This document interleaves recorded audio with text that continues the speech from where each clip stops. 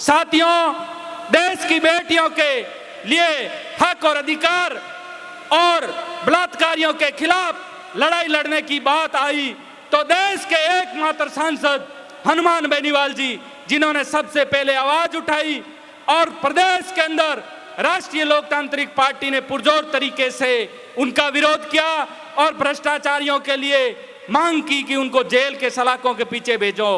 देश के अंदर चाहे भू माफियाओं की बात हो, चाहे शिक्षा के माफियाओं की बात हो, चाहे पिछड़े वर्ग के हक और अधिकार की बात हो, सबसे पहले लड़ते हुए किसान का बेटा दिखता है, वो है हनुमान बेनीवाल। साथियों, आपने देखा होगा किस प्रकार से सीरियल पेपर 2013 से लेकर 23 तक आउट हुए, लेकिन किसान के बेटे मेहनत का वंचित रहे नौकरियों से और उनके अधिकारों के लिए कोई लड़ाई लड़ रहा है तो वो लड़ाई राष्ट्रीय लोकतांत्रिक पार्टी के विधायक, राष्ट्रीय लोकतांत्रिक पार्टी के सुप्रीमो लड़ रहे हैं।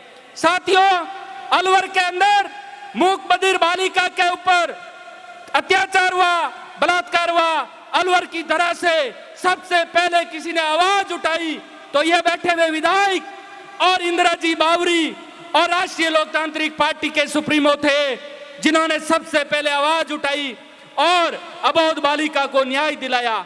साथियों, लोग जातिवादी होने के लिए आरोप लगाते हैं। मैं कहना चाहूंगा, देश के अंदर राजपूत भाई एक दुर्लभ बीमारी से ग्रसित था, लोकसभा के अंदर उसके लिए फंड के लिए किसी ने आवाज उठाई, 1 करोड़ से ज्यादा फंड दिलाने के लिए बात की, वो सांसद है हनुमान बेनीवाल जी। साथियों, आपने देखा होगा कि लंपी बीमारी से गायें पीड़ित थी, कोई लोग नहीं बोल रहे थे।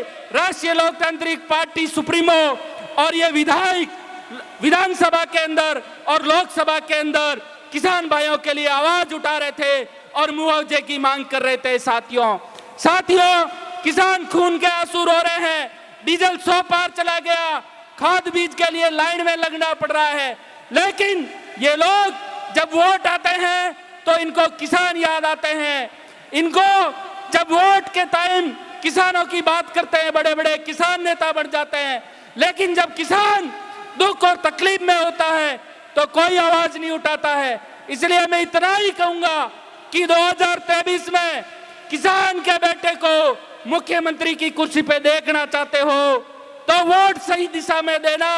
आपको अर्जुन की तरह यह बोतल का निशान दिखना चाहिए, कैंडिडेट कोई भी हो, लेकिन सिर्फ आपको हनुमान जी दिखने चाहिए, बोतल का निशान दिखना चाहिए।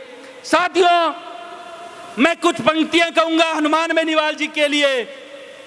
जिसने हल की सूरत ने देखी वह हकदार हजारों बीघों का, जिसने हल की सूरत नहीं देखी वह हकदार हजारों बीघों का, हल संग हस्ती मिटारा वो हकदार नहीं 1 बीघे का, वो हकदार नहीं 1 बीघे का। इसलिए बगावत करते इन सरकारों से, ये अन्याय हमें स्वीकार नहीं। साथियों, हल के संग हस्ती कौन मिटा रहा है ये आपको पता है, हनुमान बेनीवाल जी है जो हलदरों के साथ हैं, किसान और जवानों के साथ हैं। प्रदेश के अंदर, देश के अंदर एकमात्र आवाज है किसानों की, वो है हनुमान बेनीवाल जी। बहुत बहुत धन्यवाद। जय हिंद, जय भारत। एक जोरदार जयकारा लगाए, हनुमान बेनीवाल, किसान एकता, जय जवान, जय जवान। बहुत बहुत धन्यवाद।